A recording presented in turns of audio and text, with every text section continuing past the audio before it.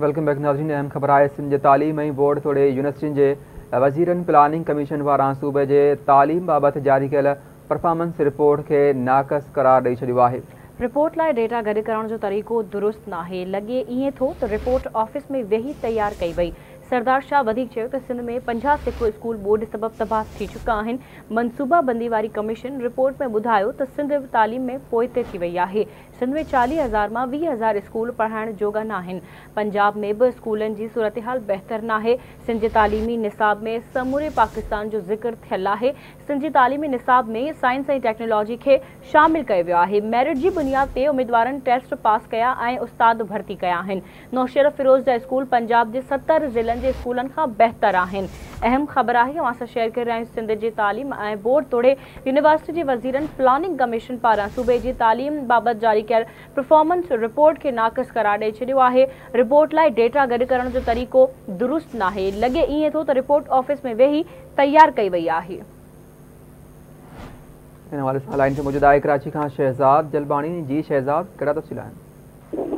जी बिल्कुल सैयद सरदार अली शाह ऐं सूबाई वज़ीर मोहम्मद अली मलकानी अॼु प्रेस कॉन्फ्रेंस कई। प्रेस कॉन्फ्रेंस कंदे प्लानिंग कमीशन पारां डिफेक्ट जेका रिपोर्ट आहे डिस्ट्रिक्ट एजुकेशन परफॉर्मेंस रिपोर्ट जेका आहे उहा उनखे रद्द करे छॾियो आहे। उन बाबति उन्हनि चयो त उनमें जेके ख़ामियूं आहिनि उहे जेके आहिनि उहे असां ॿुधायूं पिया। उन्हनि बाबति उनमें जेको ज़िक्र कयो आहे सिंध जो, त सिंध 3 नंबर ते आहे तालीम जे हिसाब सां। ऐं बलूचिस्तान खां जेको पाकिस्तान में मुल्क में सूबनि में 3 नंबर ते सिंध आहे। उनमें जेको बलूचिस्तान आहे उनखां थोरो बहितर आहे। इन रिपोर्ट में इहो ॼाणायो वियो त असांजा इन रिपोर्ट में इहो पिणु ॼाणायो वियो आहे त असांजा ॿार ज़हीन आहिनि। ही पहिरियां वारे उस्तादनि जी परफॉर्मेंस आहे। हाणोका जेके उस्ताद आहिनि उन्हनि बाबति परफॉर्मेंस अॻिते हली ईंदी। ऐं सिंध वाहिद सूबो आहे जंहिंमें म्यूज़िक टीचर ऐं आर्ट टीचर बि भर्ती कया विया।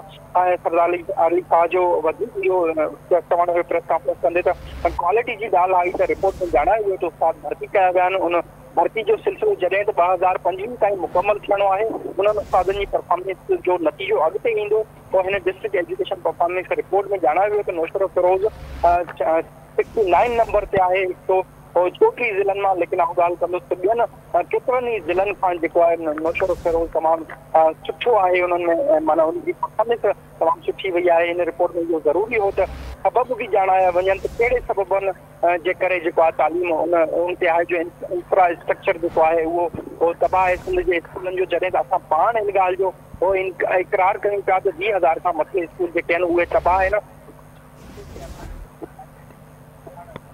ठीकु आहे, मुंहिंजी महिरबानी शहज़ाद अपडेट करण जे लाइ।